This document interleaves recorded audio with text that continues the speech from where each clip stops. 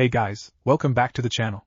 This is a story about what if Ruby watching Naruto and Sasuke vs Kaguya. Before I start, please support for more amazing content, and do consider subscribing to my channel and share this video with your friends. This is written by Forgotten22968 and link in description and support writer. Let's start the video. Fuck! Naruto screamed out as he was swatted away by this self-proclaimed rabbit goddess, Kaguya. He was smashed into the ground and shook as it crumbled on top of him. The blonde flinched as he stood. Every bone and nerve was telling him to stop moving and rest. However, being a powerhouse, and stubborn, in his own right, he ignored those screams and focused on getting back into the fight. He glanced up just in time to see Sasuke get smacked down next to him, though he recovered midair and landed on his feet. Both were heavily breathing and could barely keep going the way things were. At this rate Kaguya would win, and all because they couldn't touch her at the same time. Damn it, Kurama, you have any ideas? Not wait. Maybe I do.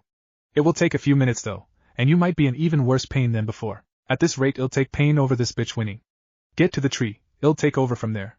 See if the Uchiha can get you a few minutes. Got it, Sasuke. The brooder flinched and looked at him. I'm right next to you, you idiot. What is it? Naruto held up his palm. He knew what it meant. 5 minutes? No problem. And just like before, the successful Avenger blossomed his Susanoo and ran back into the fray. Naruto turned to the Shinju, the god tree, and made a beeline for it. When he reached the base there was nothing but a few flowers around it, and if he didn't know better he would say it was beautiful there. Alright Kurama, you're up. The sage set his palm against the tree and let Kurama do his thing. During the time that the two reincarnations were apart, while his mother was focused on the Uchiha, Zetsu was drawn by the fact the Uzumaki wasn't attacking as well. He glanced across the field and saw him standing at the base of the Shinju just touching it. At first he was confused until he felt his connection with mother lessening. That brat is trying to unseal the Biju. How can he even fucking know how to do that? Mother! The Uzumaki! Zetsu screamed out and distracted Kaguya from Sasuke. Indra's reincarnation took the opportunity and with a swift swipe, detached the arm that hid Zetsu. Kaguya let out a small scream as her arm flew to the ground and growled as a new one formed from the socket. The rabbit goddess narrowed her eyes. You insolent child, don't you see him trying to help? Sasuke didn't get a chance to answer as she flew at him and landed a right hook into his jaw, and before he could go flying she gripped his hair with her left hand, tried to toss him in the other direction. When she grabbed him, however, he slid a kunai into his hand and lopped her hand off. It crumbled to dust, and he had to duck before his head got sliced by her sword-like elbow. Naruto, whatever you have planned, hurry the fuck up. Kit, I'm almost done. This is gonna feel like hell, but it should be quick. Kurama slid out of his meditation position and get next to his container, shrinking down to the size of a horse. I'm gonna be honest with you, Naruto. I don't know if you'll see me again after I'm done. What I'm doing could be considered treason against higher powers, though Kaguya is higher on that list than me. The strongest of the nine sat on its hind legs. Lights flashed through the mindscape as figures appeared. Shikaku, Matatabi, Isabu, Goku, Koko, Saiken, Chomei, and Gyuki. They just filtered in as though they were simply invisible before. Naruto looked at them all with a giant smile until what Kurama had said to him caught up. Wait, what do you mean never see you again? Kurama looked down, not answering. Gyuki looked around before he could feel what was happening. Naruto, I suggest you brace yourself. The word "why" was on the tip of his tongue before a scream ripped through his throat. Just like that, he crumbled where he stood, flying into the fetal position, alternating between holding his head and lying down flat as though trying to relieve the pressure on his chakra pathways. Matatabi and Saiken ran to him, hoping that they could at least see if they can help him control the pain. Saiken, feeling his temperature created bubbles that, even in his mindscape, felt as though they worked on the outside as well. Kurama just stared at his host with sadness. He knew what awaited him after this. More than likely, after they killed or resealed Kaguya, one of the gods, the true gods, would descend on them and snatch him away for punishment. At least he entrusted the safety of his brothers and sisters to Naruto. The host to contain all 9 Biju looked over at Kurama in his pain-induced daze, seeing him say a few words to Gyuki before the 8 Tails nodded. He held his hand up against Matatabi and softly rubbed her flame-like fur.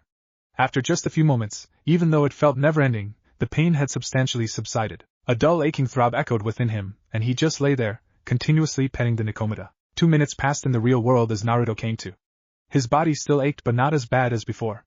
Besides, past the aching he felt whole, more invigorated than he ever has been before, even after the old man gave him that special chakra. The sound of lightning pierced his ears as he saw Sasuke barely holding his own against Kaguya, though they all knew she was toying with him. Punching and slashing at the rabbit goddess only annoyed her. Even after infusing lightning chakra into his Kusanagi, it did nothing to her. Sure, he cut her arm and hand off, but that was because she wasn't expecting it. But now she was pissed, more than before. Sasuke felt a surge in chakra on the blonde and hoped that whatever it was finished soon. As much as he may be strong and prideful, even he knew that he'll get killed at this rate. While fighting her though, he caught on to something.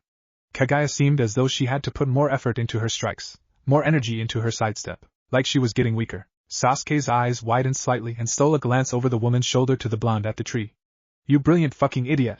Kaguya herself was in confusion. She had felt her power slowly being siphoned off, but couldn't tell how. She pondered it while sidestepping and noticed she needed more energy than normal to move from Indra's attack. She kept dancing around his strikes and could tell he was getting tired from being on the constant assault, but realized that as soon as he stopped she would be right there to continue where he left off. Like a smack to the face, Kaguya widened her eyes as she knew what was happening. Setsu's words sang out to her. That lapse in concentration caused her to catch Sasuke's left heel in her cheek. That was all the Uchiha needed to catch a second wind. Skillfully slid the sword back into its sheath and came back around to throw his right fist into her nose. Utilizing the new ability to fly, he stepped on the air and slid behind the ex-royal and kneed her head, snapping it forward. The goddess screamed her annoyance and shot her elbow out and extended the bone hoping to catch the Uchiha out of tempo. Thanks to the Sharingan, he saw the bone slide from her elbow and stepped to the left getting to her right side. Before he could try anything he had to duck and backstep as she swung her arm around to cut his head off. When Sasuke looked up at her, he almost gave up. The once regal face that held no emotion was filled with an unholy fury directed solely at him. She crouched slightly and started to dash toward him. Thinking quickly he flew through the seals for the Chidori Iso, and used it as a sort of buffer between them. He didn't have to hold out long as Naruto appeared beside him. Wait, what? Sasuke looked to his right at the blonde who literally just appeared, as though he had been non-existent beforehand. I can't sense him. Like he isn't even here. But his chakra, it's too damn bright. Sasuke. His name broke his thoughts. Sorry about that. It was more painful than what was described to me. The Avenger scoffed. Even out of breath he had time to jest. Nothing I couldn't handle, unlike you. A smirk was his answer. This idiot. Sasuke stole another glance at him. He's radiating confidence and power. Just what the hell, Naruto? Naruto kept his eyes trained on Kaguya. The slightly panting goddess might have been slightly erotic if not for the fact they were trying to kill each other. Right, Naruto started, this is it, Kaguya. And to be truthful, I feel as though somehow we could have been friends if you weren't so hell-bent on everyone's death. Kaguya stared, eyes still narrow. Insert Shinedown, adrenaline. The sage exhaled softly, and within an instant his whole demeanor changed. Gone was the silly blonde who was always rushing in. Now stood before her was a serious shinobi who wanted to end this fight, and most likely however he can. Some of the awake ninja compared the look to that of Minato when he entered a battle. Naruto snapped his eyes open and an instant later he was in front of her smashing his fist into her face. The impact sent her flying with wide eyes. The blonde crouched and shot off after her trying to get ahead to follow up. Kaguya righted herself and screeched to a halt. Extending her fingers to him, she shot the fingertips like bullets at him but Naruto simply dipped and slid out of the way. Just as he got within range for her to try using more bones from her Shikatsumiyaku, he disappeared. In that moment she and Sasuke off to the side had a terrible revelation. My Sharingan, it can't track him.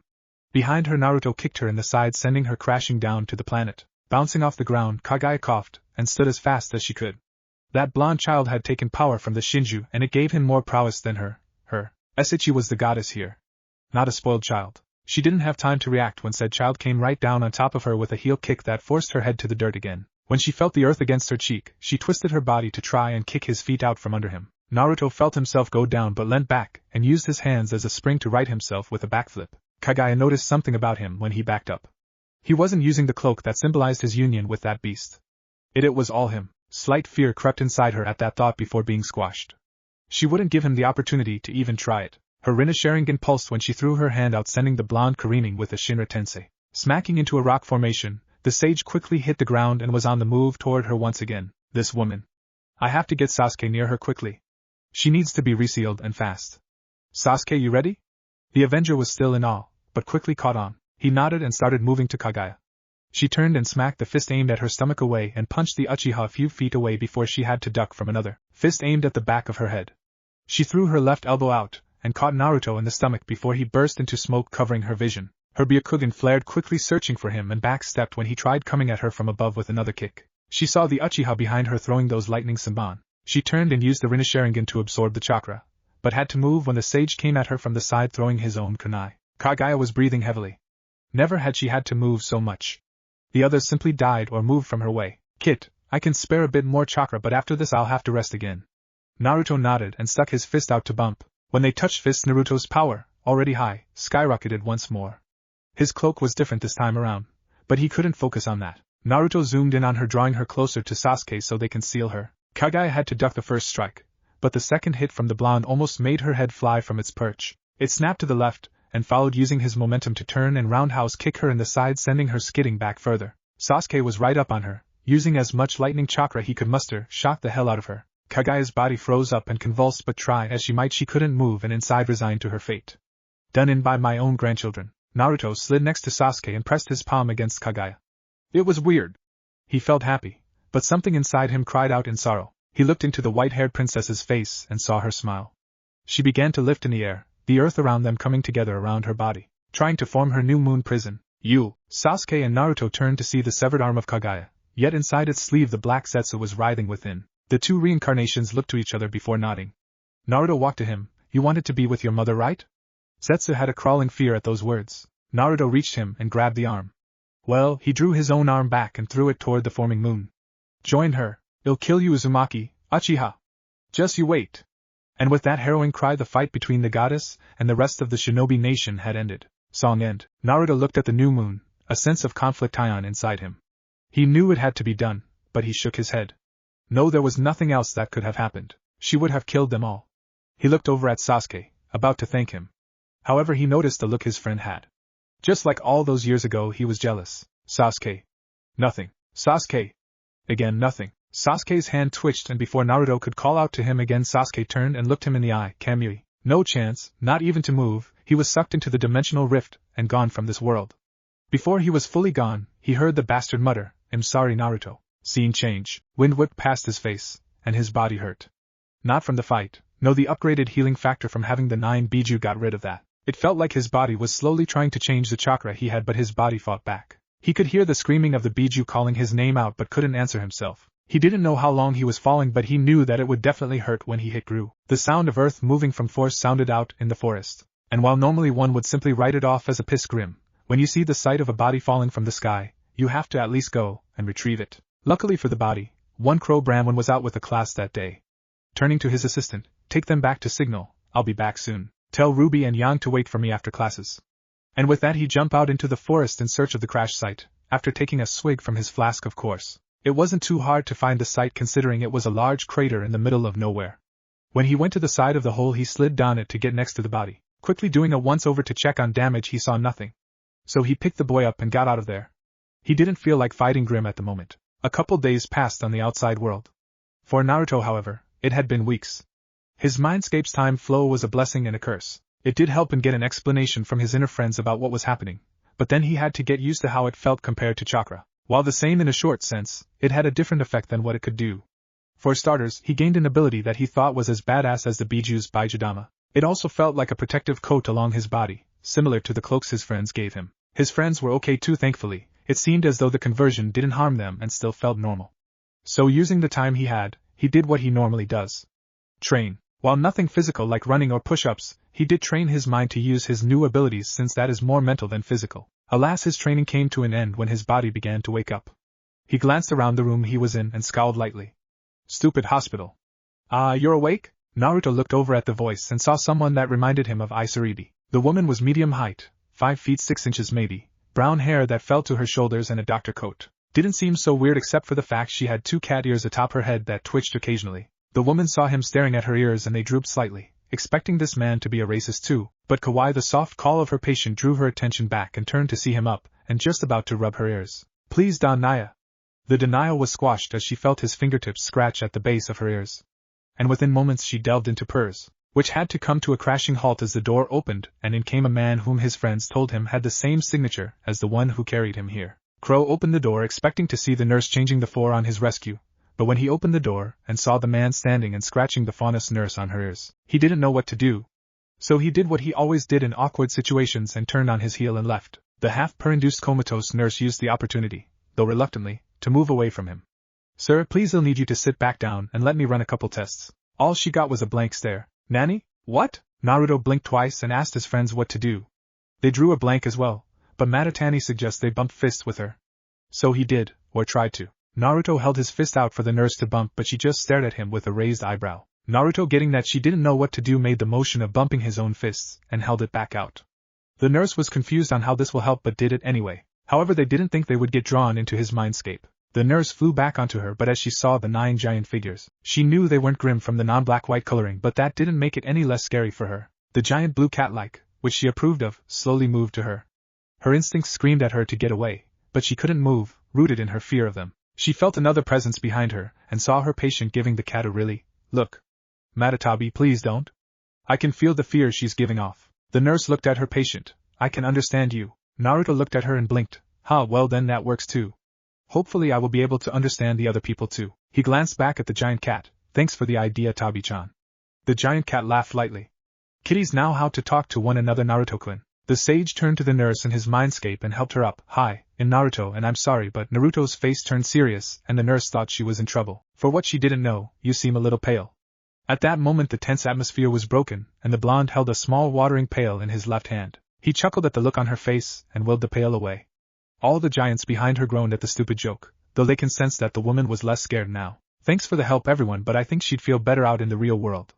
With that they left the Biju alone. The nurse opened her eyes to see the blonde smiling at her. I will have to ask that you keep that a secret, Annie. She nodded blankly. No one would believe her anyway. She had to go get that crow guy anyway. He was responsible for him since being brought in. She turned and left. Naruto silently waved, and when the door closed he frowned. When she was brought to the mindscape he didn't mean to, but he saw some of her memories. Just like me, huh? A minute later the door opened and the guy that supposedly brought him in came in along with a blonde-haired girl that was about as tall as him that wore bike shorts, a yellow tank top underneath a brown leather-like jacket. Following her was a smaller girl with black hair and red highlights wearing a black and red shirt and matching battle skirt, over top that was a red hooded cape. Hello kid, my name's Crow. I'll cut to the chase, the hell happened to you? As soon as the sentence left his lips, the blonde girl smacked the back of his head. He hissed and mumbled about being old enough to curse. The small girl just stared at Naruto with curiosity.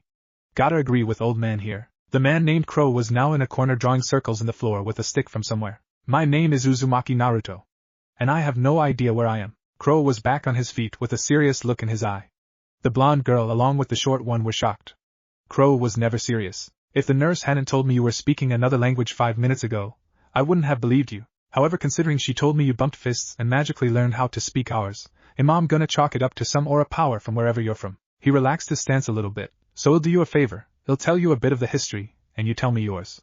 Sound good? Naruto silently thought a bit. He knew some of what's been going on from that nurse's memories, but didn't know a lot. He only knew that faunas are discriminated against, the land is called Remnant, and there were beasts modeled after animals called Grimm that plagued the land. Coming up short on information wasn't good for a ninja, so he had to take the advantage. Alright, I'll bite, but Naruto held his fist out. It'll be easier this way.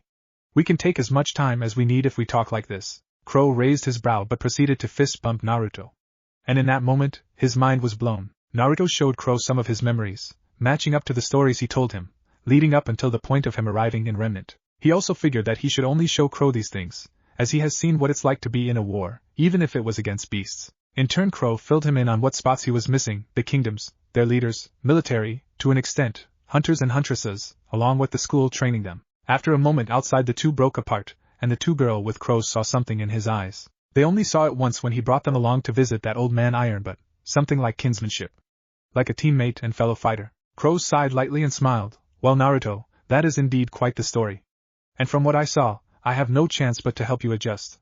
The sage smiled at the crow. Thank you, Crow. I guess you can tell how much it means to me. Crow nodded, still smiling, turned to the girls. Well, introduce yourselves to your new housemate. The blonde girl snapped a little. Wait, what? You didn't even say a word. You just touched his fist and all of a sudden you're friends and he's staying with us? Crow turned to her and saw the serious look back in his eyes. Young. Trust me. That was all that was needed, and she was quiet again. Naruto looked at the other girl with them and matched her gaze. Immediately he knew she had immense power within her. He clammed up slightly when he stared into her eyes. Silver. A flash of the Rinnegan flew into his mind but went away quickly. No, they weren't like that. They were more pure. You, his voice caught their attention and saw his staring at Ruby's eyes. You have silver eyes. Crow widened his own eyes slightly. Could Naruto feel the power of no? No, he couldn't. He was only just brought here. He doesn't even know the legend. He'll have to talk to Ozpin soon. He was anyway considering Naruto's prowess. He'll be in Beacon in no time. Ruby blushed slightly. No one has stared at her eyes like that before. Thanks. Yan, however, saw this as an opportunity. Even in front of Crow, she'll tease her sister. Does little sis have a crush on the cute blondie here? Naruto blushed along with Ruby, though Crow looked slightly miffed and amused. He can see this already being a good bond forming. 6 months later, Crow and Naruto panted as they finished their spar. Crow, after getting Naruto to the shared house he had with his nieces, asked if he wanted to learn anything besides kunai and the other ninja weaponry. Feeling as though the knowledge of different weapons would be good, he took up that offer and instantly took a liking to Crow's scythe. The way it curved menacingly called to him, that or it was the 9 inside him saying it was badass and to make his own. And so he did. A scythe/assault rifle hybrid. It is said that students at Signal make their first weapon. That is true, but some like him and Ruby made theirs before their final year. Since they were the same age, they got the same classes and year. Ruby didn't mind. She, along with her uncle and Yang, had gotten close with Naruto. She more than Yang and Crow though. They after all did make similar weapons. That, coupled with the fact they are in the same classes, made the same friends, though Naruto seemed better at it, and had an unholy love of cookies. Naruto cried when he found out there was no noodle shops. He had to find a substitute somewhere. Naruto's first weapon was a scythe he decided to call Shingetsu, New Moon. It was kinda funny when Ruby named hers Crescent Rose. When asked why, she lightly blushed and said, after every new moon there's a crescent. It was also her way of saying she'll always be right behind him, helping him when he needed it. She was a bit infuriated when Crow was teaching them, and he seemed to just soak the information into his head and nearly always perfectly executed a move.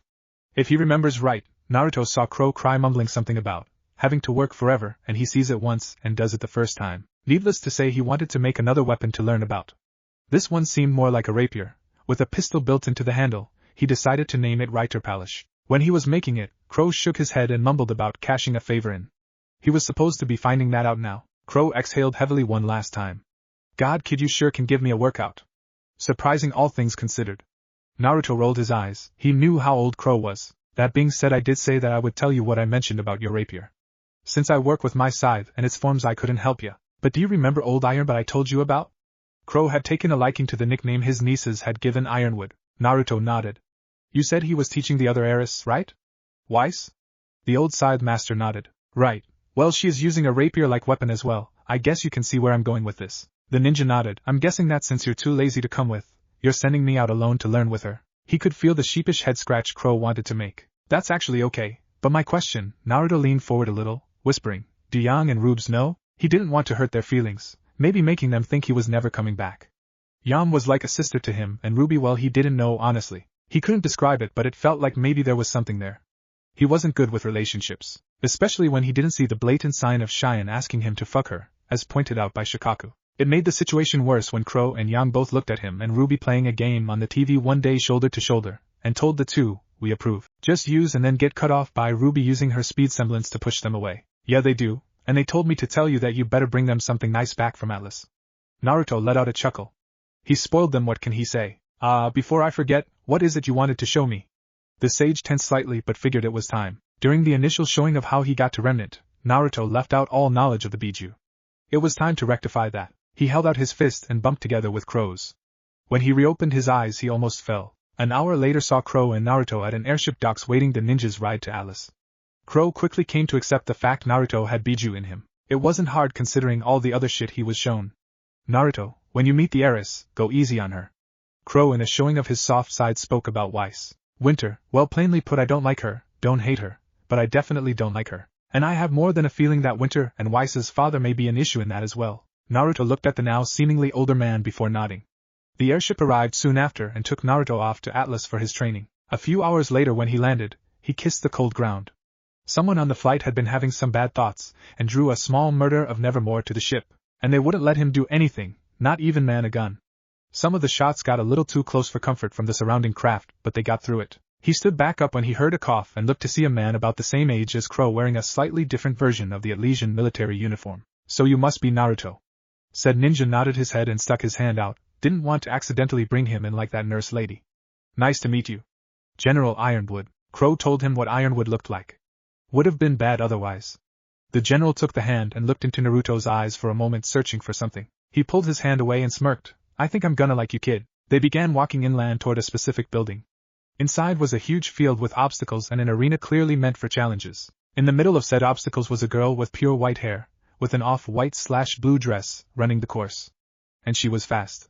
Incredibly so. Almost as fast as he was without a couple of the seals he had to set.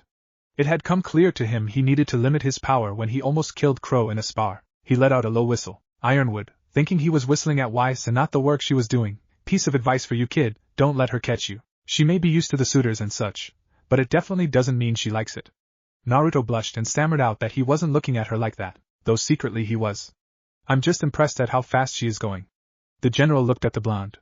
Oh yeah, he was gonna have fun teasing this kid. Hey, a general he may be, but fun he can have. Right, well that is her semblance. Glyphs. She has the ability to make different ones. Elemental if she infuses dust with them, or even the speed one she's using now. Their conversation came to an end when she finished the course, took a breath, and turned to see her instructor and some blonde boy with whisker scars on his face, though they were thin. She didn't hate Faunus, contrary to belief because of her father and how the company stands. She looked at his waist and saw a rapier not completely unlike her own. Naruto caught her gaze and slowly pulled Rider Polish from his waist. When she got next to them, Weiss said hello to her teacher and sized the blonde up, him doing the same. After a moment he held out the sword and asked to see hers. She pulled Headmaster from her side and they swapped weapons momentarily. Naruto, after being taken in, learned a lot more about the world than he was initially told. So when he saw the dust canisters on the side of the weapon he nodded in respect. He should have done that with his own. Weiss was having similar thoughts. The rapier in her hands was self-made. She could tell by the small inscription she couldn't understand near the handguard. She lifted the grip and looked at the way the pommel sat and figured that it could be moved so dust could be fired from the barrel along the blade. The two turned back at each other and gave the weapons back. Naruto smiled. You know, I wish I had thought of using dust cylinders instead. I have aura to spare sure, but I can't add elements to mine. Weiss looked at Ironwood and he nodded lightly, a little sign they set up for wannabe suitors. Nod means they're okay, shaking means she has something else to do. It was a thought I had when having it made actually. Coupled with my semblance, and it could be over in minutes. Being a ninja, Naruto detected the subtle hints of arrogance forming her sentence, though he couldn't say anything as it could also be a true statement. Ironwood stepped up. Weiss, this here is Naruto Uzumaki. As a favor to a dusty old crow, he will be learning the basics of rapier combat.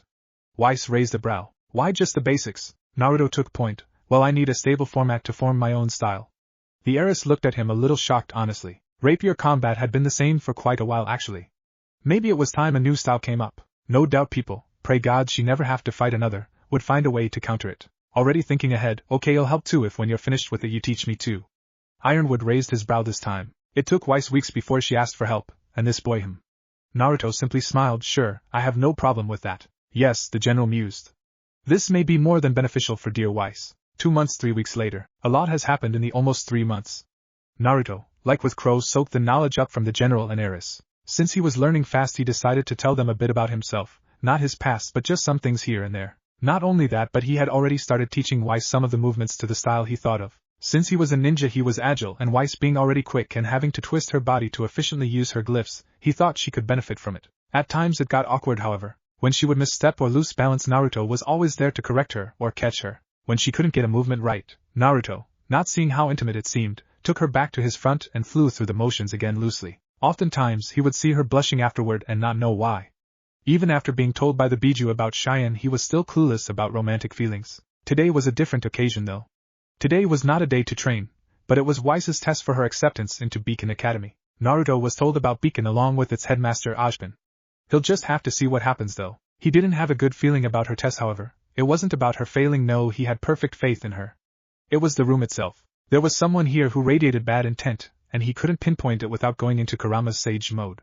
And he didn't want that chaos just yet. Watching Weiss silently beside him was Ironwood, next to him was Weiss's father. And like Crow's prediction, Naruto didn't like him. He always held the holier-than-thou attitude along with holding Faunus in a complete shite light.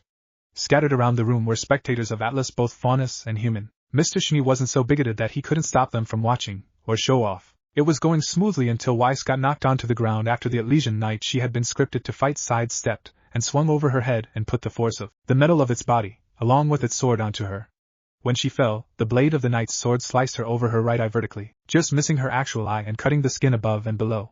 Blood seeped out slowly and soon dribbled down her chin. She flinched lightly as she stood, but quickly overcame the surprise of being stuck and used her glyphs to dash around the knight and strike at the area on his back. Soon the metal man was down and inoperable. Weiss slowly sat out of breath, and turned to look up at her father, seeing him stoic which is usual, Ironwood smiling lightly, and Naruto simply beaming at her. She swore she saw a sparkle on his teeth.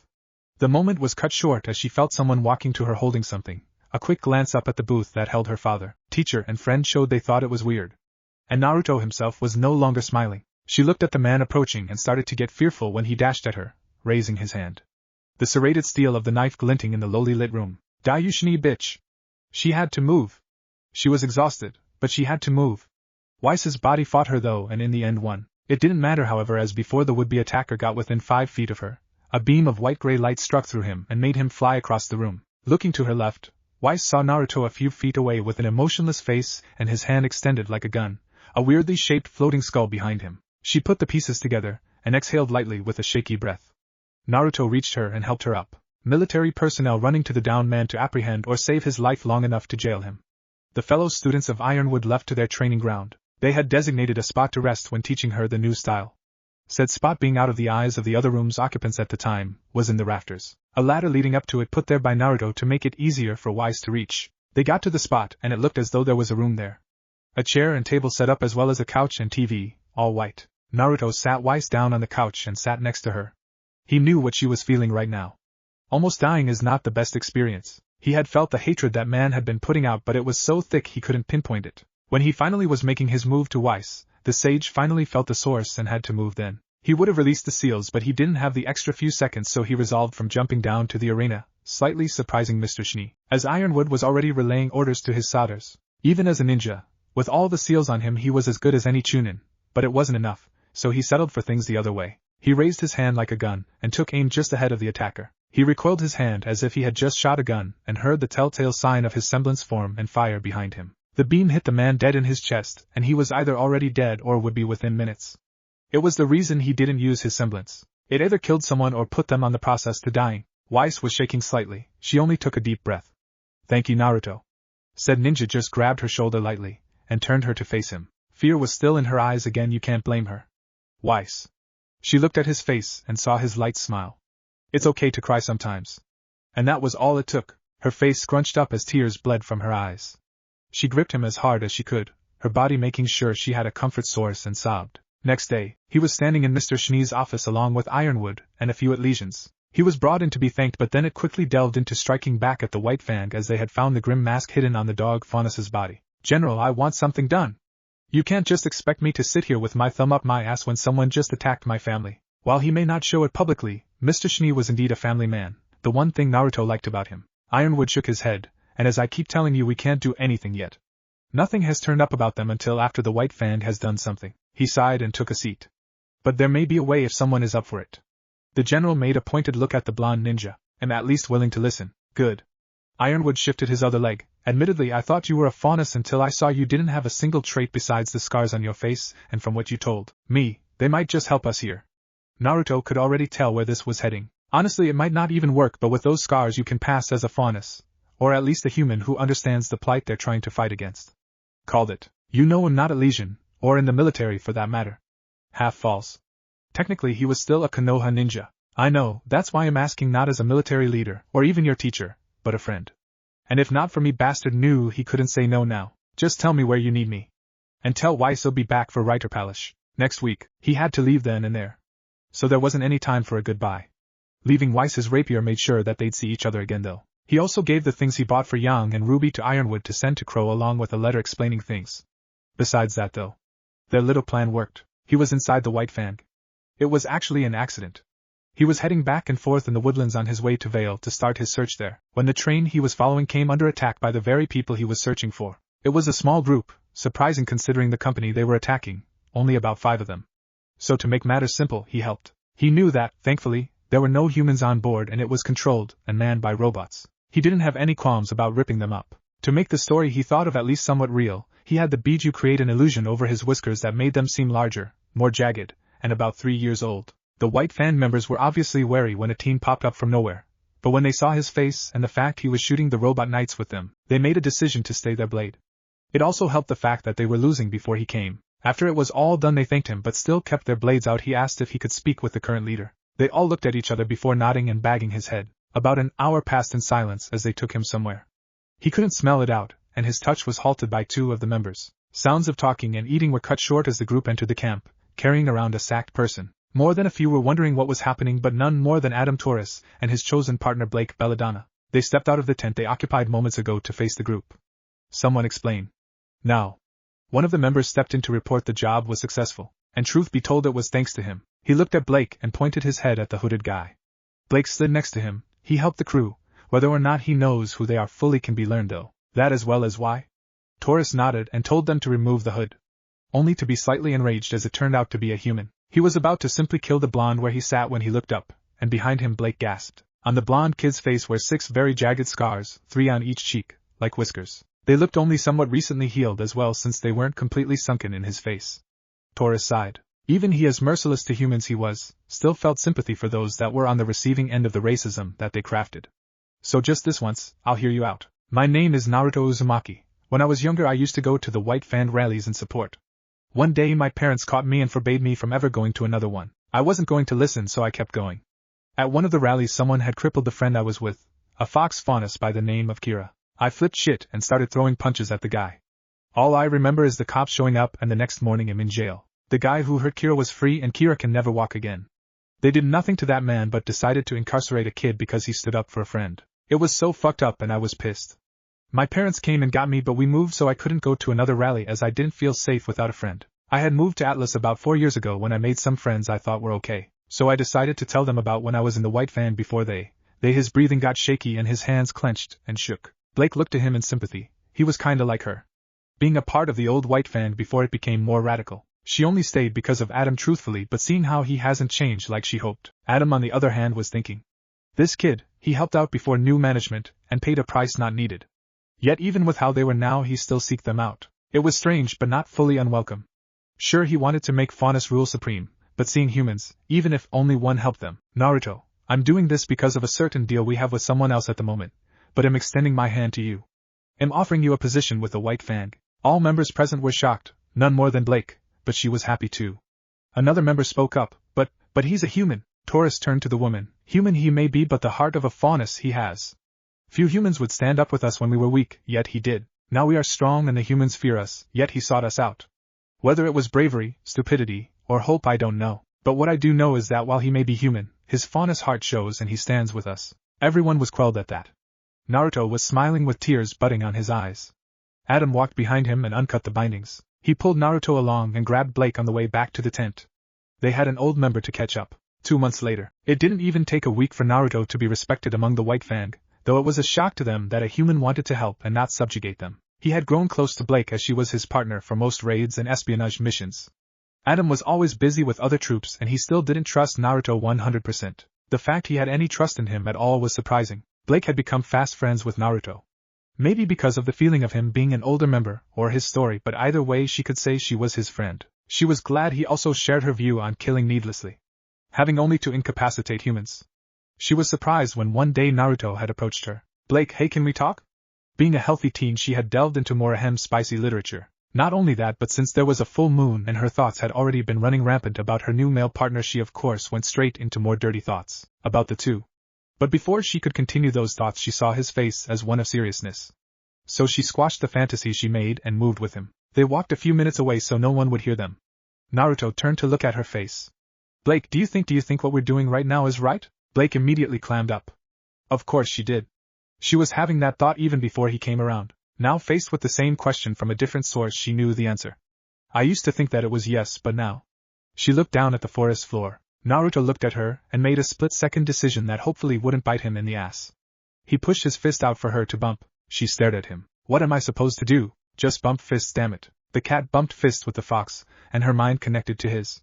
Opening her eyes she saw she was in a room that was completely white and endless. Where are we? My mind. She turned to see Naruto. She looked back around the room then back to him. But how? The ninja sighed. I need to show you some things as well as tell you the truth. God, you're really gonna hate me for this, but I feel like you need to know. Blake was more than a little confused. I'll start with the worst of it first. That story I told you, it wasn't true. Not completely. Now it was time for Blake to sigh. I actually kinda figured that. Naruto blinked. Your story was mine, only I didn't have a friend get hurt. I went to every rally, every stand-in, every protest, never once did I see your mop of blonde before. Naruto looked down in sadness. Even with her resigned tone he could hear the betrayal within it.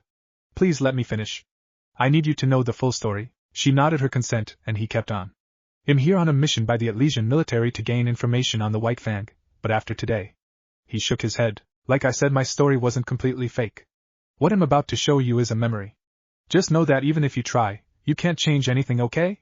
She nodded, but it was hesitant. Naruto snapped his fingers and brought forth one of his worst memories. Of when he was 4 and didn't stay home on his birthday. And, alright, so I know it's not canon/confirmed that Naruto had any sort of physical torment made to him when he was younger, but for plot? Let's make it happen. K. Blake watched in horror as they held down a child and sliced his cheeks open, just as they were on the outside world. They cursed him, called him a demon, and beat him with whatever they could find. She was about to jump in when Naruto reminded her that it's a memory. She looked at him to see his stoic face. The memory came to a close as the men left his room and continued merrily as if they hadn't just almost killed a kid and destroyed his mind. Blake turned to him again, eyes full with tears cascading down her face, and she hugged him. He lightly held her for a few moments before she pulled back. Why? It's all she could say after seeing that. Because that friend of mine wasn't alive either. Though his name is Kurama, not Kira. Blake turned and saw the form of a giant fox towering above her. She dropped her jaw and babbled. But why, how is he, can it is it even? Naruto chuckled lightly at her reaction, tossing her head back and forth between demon and container. Kurama is a biju, I guess you could say demon that resides within me. We used to hate each other's guts, but some events happened about 8 months ago that caused us to be as we are now. And I'm glad for it too. Naruto looked at his giant pal who rolled his eyes. Yeah, whatever you sap. Hurry up and leave, I was napping. Naruto chuckled and touched Blake's forehead. The next second they disappeared. And reopened their eyes to see the forest surrounding them. Blake looked at him. Naruto, he avoided her eyes, expecting the worst. You're just like the character in this book. And immediately lost his worry. In fact, he was happy enough to laugh, in which Blake soon joined. After a few moments the ninja looked at her. I'm glad you don't hate me. Blake moved a little closer and hugged him. I don't think I even could. She backed off for a moment, then looked back at the ground. Do you remember that last mission we did? When we were leaving you said that I shouldn't hide my ears because they were cute? Naruto blushed lightly. Yeah, he remembered it. He felt his palm open and a ribbon fall into his hand. He looked up and saw Blake with her cat ears on display. Blake, I'll try to keep them out. Okay? And only because I leave. Blake, Naruto, let's move, we got another mission. Blake's confession would be cut short as Adam had moved near them. Blake sighed and moved to head back, but Naruto didn't. She looked back at him and caught his whispered, sorry, before he dashed out of the clearing, intent on returning to Atlas and report. She shut her eyes tight as she heard his steps echo out, counted to 10, then ran back to camp. She had to keep up appearances at least. She knew he needed that much. Within the next 5 minutes the whole of White Fang, even Adam, would be shocked. Though new and a human, they had been betrayed. Little did they know it wouldn't be the last betrayal. 1 week later, Naruto made it to Atlas in no time and rested first. Before sleeping he looked at the ribbon he held onto the entire run. He quickly tied it around his wrist and fell asleep. The next day he walked into Mr. Schnee's office and gave them the rundown of what had happened. General Ironwood sighed lightly. I see. Thank you, Naruto. You'll also be happy to know that Weiss, while slightly angered with you, can't wait to see you at Beacon. What do you mean?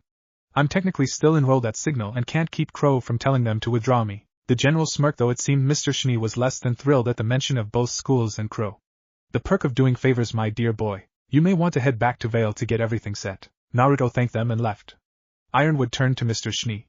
You know she feels for him, correct? Ironside sighed and began to leave. I swear you're just like the Uchiha he told me about. The next evening Naruto was back in Vale walking to the shared home he had with Crow, Yang, and Ruby. He knocked on the door and a dejected Ruby opened it, not even looking at him. Hello? He hadn't told a pun in a long time.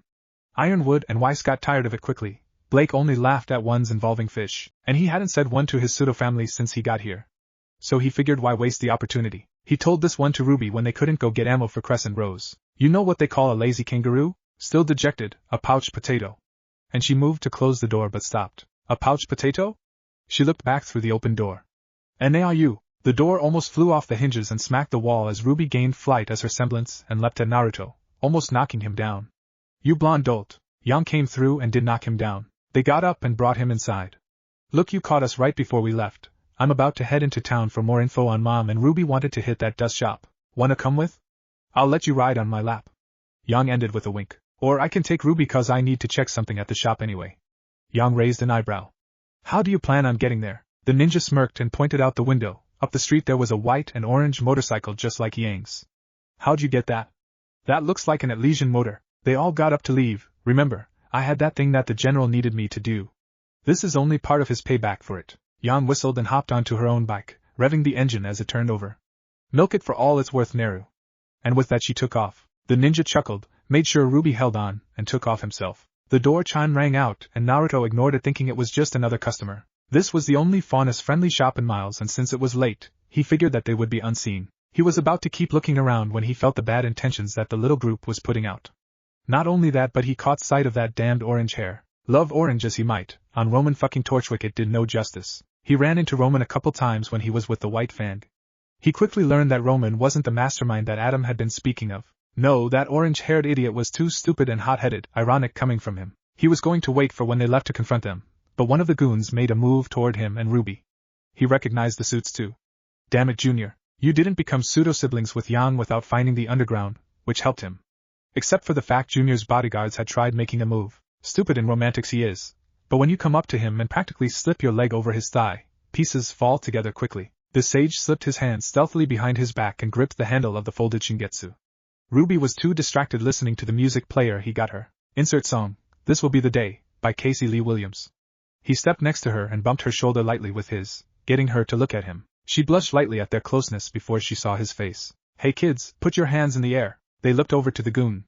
Ruby pulled her headphones down, and music blasted through the air. Naruto shook his head. I swear she's going to go deaf. Though Ruby's response was much more reasonable. Huh? The goon's eye twitched and the sage could feel the annoyance. I said get your hands in the air.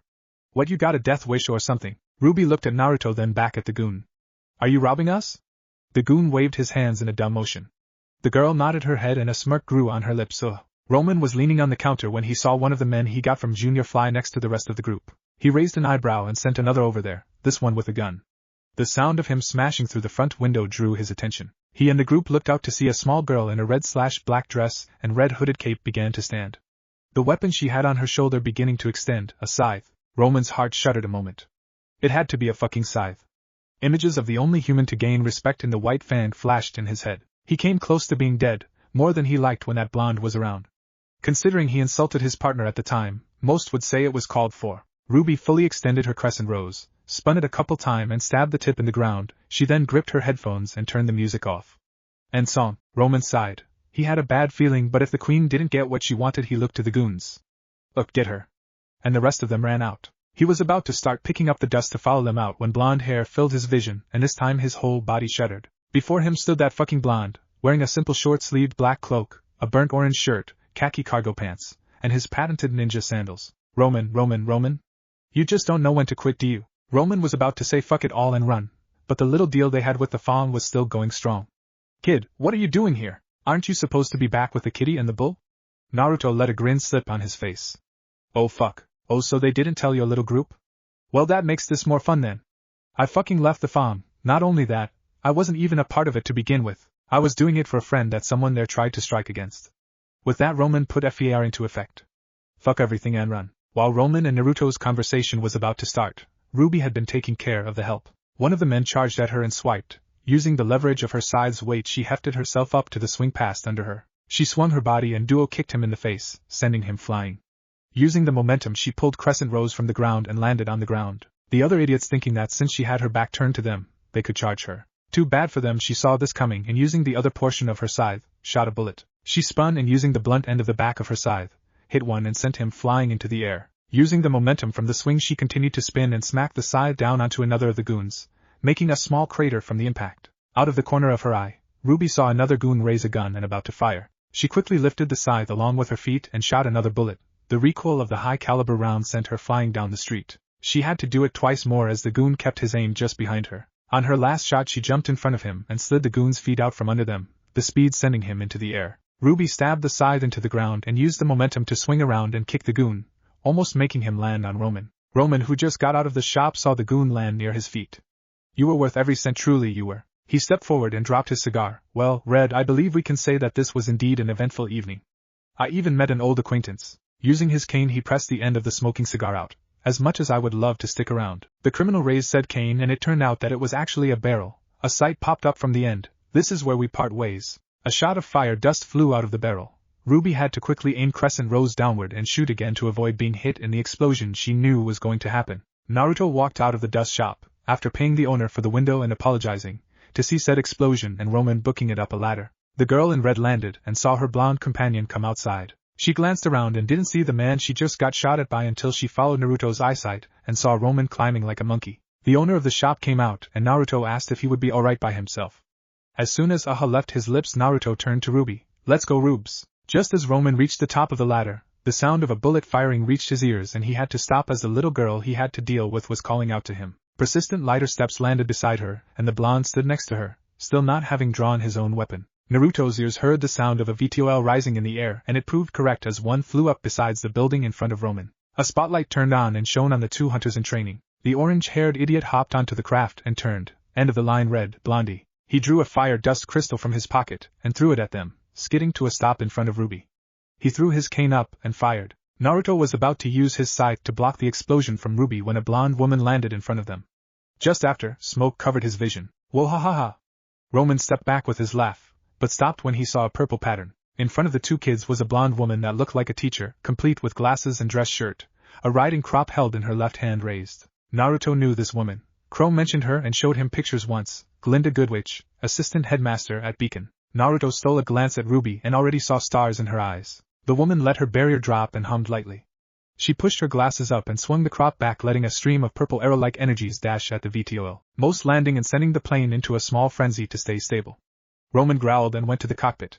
We got a huntress. The woman manning the VTOL was wearing a red dress with golden embroideries and had black hair and a light ponytail that fell to one side of her shoulder. She got up and let Roman take the reins. Outside, Glinda built up some of her aura and shot it into the sky just above the craft. A storm of energy formed from the area and began to rain large ice pellets onto the ship as the huntress threw her arm down. The woman manning the VTOL before walked to the opening Roman was at before, and Naruto got the opportunity to feel her power. What the fuck? That feels like Ruby.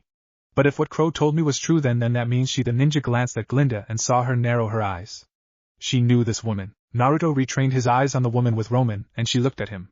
She had eyes like Danzo, the ones that always plan ahead and try to think of everything. Guess this is Queen, huh? Naruto felt the energy the woman on the ship started to form before it showed. The gold on her dress lit up like fire as a flame danced in her hand. She traced her arm a moment, and threw her palm forward and shot the fire at them. Glinda was quick to react, however, and erected another barrier in front of them. Some of the flame looked as though it turned to liquid at the last second and hit the ground. The woman threw her hand up and the roof below Glinda's feet lit up. The huntress back flipped as the spot she was just at exploded like a nova, landing next to the blonde and red kids. The debris that was falling stopped its movement as she stood up.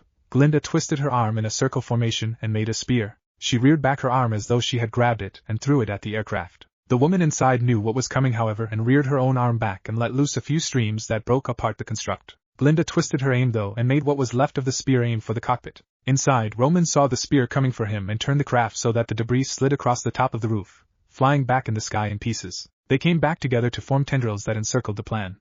The woman inside the craft saw this and smirked lightly. She crossed her arms over her chest, palms out. A strange seal formed around her body, and she threw her arms back out.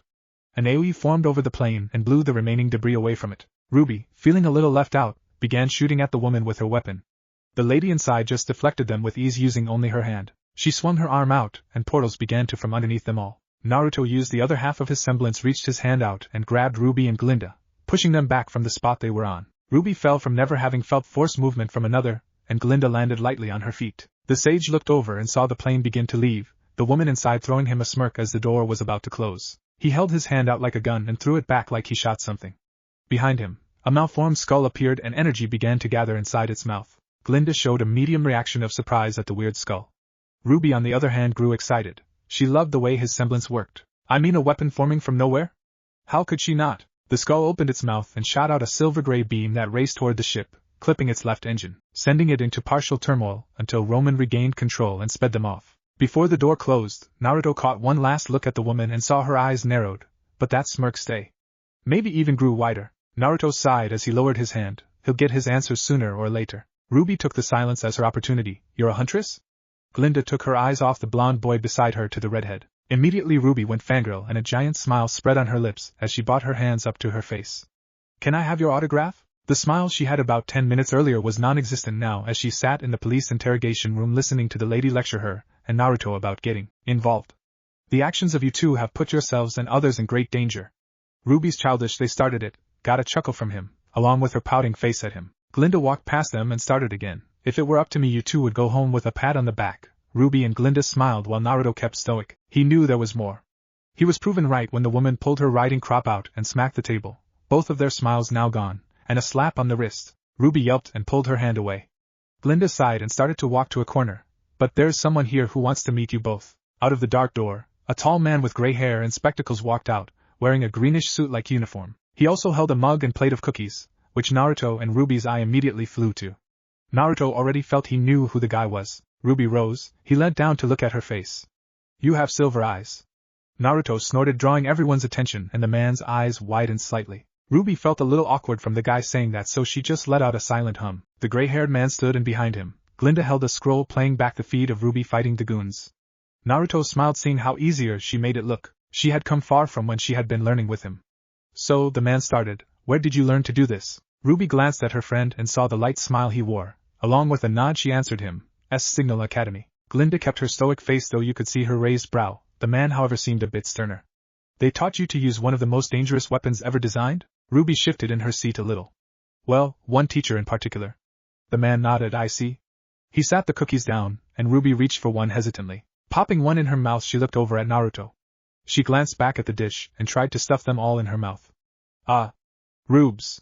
Save me a few." The man let a light smile crawl onto his face, and saw that Glinda had one as well. "It's just that I've only seen one other scythe wielder of that skill before. Heard he had taught another, but I certainly do remember only seeing that dusty old crow work like that." Ruby smiled, her mouth full. That's moo uncle." The gray-haired man laughed along with Naruto, whom she shot a pout at. She swallowed the cookies in her mouth. "Sorry, that's my Uncle Crow. He's a teacher at Signal. I was garbage before he took me under his wing." She glared lightly at the whistling blonde next to her, though someone had a much easier time learning than I had. "But, now I'm all like full wada. Ooh." While making sounds she acted out as though she were making karate moves. Naruto mused that it was quite cute. The man stared for a moment, so I've noticed. He sat his mug down and put his hands on the table. "And what is it that such an adorable girl, such as you, doing at a school designed to train warriors?" Naruto would scoff a little, but then he remembered how shit the academy was. For the first time in a while the sage saw a serious Ruby. "Well, I want to be a huntress." The gray-haired man looked at her. "You want to slay monsters?" A light smile was put onto her face. "Yeah, Naruto." The gray-haired man and Glinda's eyes went to the blonde, and he felt as though they were about to push him out of his seat. "And I only have a couple years left at Signal, and then we were going to apply to Beacon." It was at this time Naruto knew she was about to start rambling like usual when she feels a bit awkward. So he saved her, by embarrassing her. She thinks that it's, in her words, super cool, super exciting, and super romantic. The redhead blushed, and smacked his arm. "Nero." Glinda blinked blankly a couple times and the man stared at them. "Do you two know who I am?" Ruby ducked her head a little but kept eye contact. "You're Professor Ozpin, the headmaster at Beacon." He grunted lightly. "Hello?" Ruby put her smile back on. "Nice to meet you." Ozpin leaned in a little. "You want to come to my school?" Ruby nodded her head. "More than anything." Ozpin glanced at the witch beside him, and she grunted and looked back at Naruto, who just blinked and smiled. The headmaster of Beacon chuckled a little. "Well, okay." Ruby's eyes and smile widened up at that, though she felt bad, leaving Naruto behind. She looked over at him and saw his smile, real one that followed his eyes, those shining dark blue eyes that always pulled her eye getting off track. "Ruby." But what about Naruto?" said Ninja looked at her. "Rubes, don't worry about me, okay? The way things are at school I don't think I'd be able to get into Beacon anyway. Not unless it was all combat-oriented." True, his already huge ninja prowess made him a monster to fight against. Luckily, no one there except Crow, Ruby, and Yan knew about it all. Except the Biju, of course. Only Crow knew them all. Blake knows of Kurama, fucking Kira, why that name? I wonder how she is now anyway. I hope she left, and is alright. He had told some of his past to Ironwood, and Weiss when he got to know them better. At least he knew he would see Weiss, Yang, and Ruby at B. Whoops, I know I forgot something to tell them. Didn't want to break it here. Ruby looked at him, but Naru, Ruby, trust me, I'll be fine. I'll be there in a couple years and it'll seem even shorter if you don't think about it. Okay? Ruby looked down and nodded. God, she was probably gonna kill him when he talked to her tomorrow. Ozpin saw the talk and figured it was time for his and Naruto's turn. "Ms. Rose, why don't you head home and get everything set?" Ruby got up and nodded, hugging Naruto before she left. When the door closed, the atmosphere of the room became tense. Glinda was standing at a much less relaxed posture than before, though Ozpin was like normal. "You didn't tell her?" The sage shook his head. "Nah, it'll be a good surprise for her when I'm on the ship with her." The old hunter nodded lightly, and then took a sip from his mug. "Now then, Mr. Uzumaki." Ozpin's gaze intensified. "What does the power of the maidens feel like? Oh, I can't believe my baby sister is going to Beacon with me." Yan had a death grip on said sister. "This is the best day ever." The strangled sound of "please stop" left Ruby's lips since she couldn't breathe.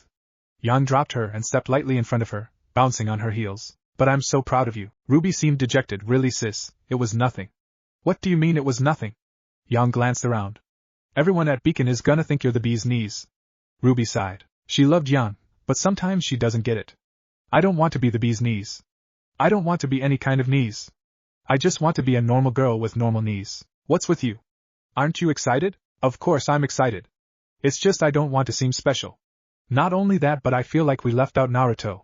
Yang flinched at that. She had been close with Naruto, sure, but her sister took to him more than her. He and Yang were like siblings, acted almost the same, were completely badass, loved pranks. It was like he was her from another dimension.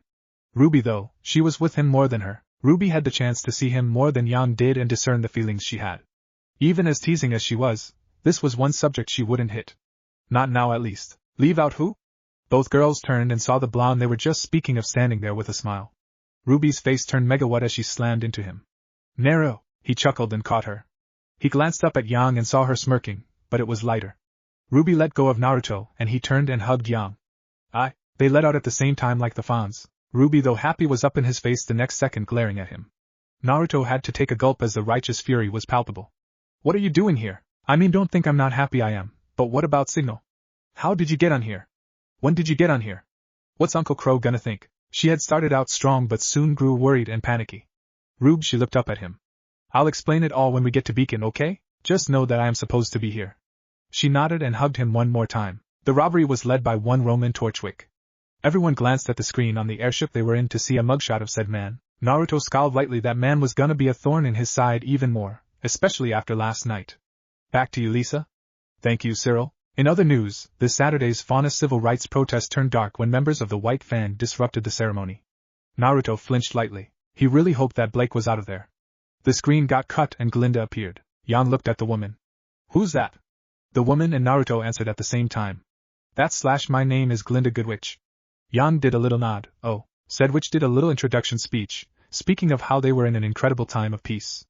Naruto shook his head slightly. Don't tell them the truth and they won't be prepared. Glinda's hologram disappeared and everyone ran to the windows. Outside you could see the whole city. Ruby put her face to the glass. Look, you can see Signal from here. Guess we're not far from home after all. Yang put her arms around her sister and brother figure.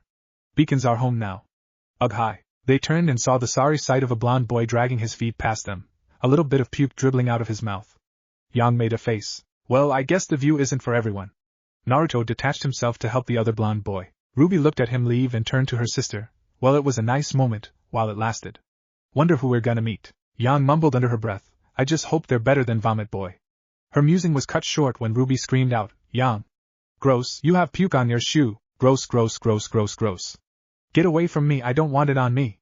Stop it. The airship the students had landed at the docking station for Beacon. During the rest of the flight, after Naruto had helped the blonde kid out, he sat down with Ruby and Yang in silence. He had been thinking about his semblance. The first thing he realized was that it was immensely powerful.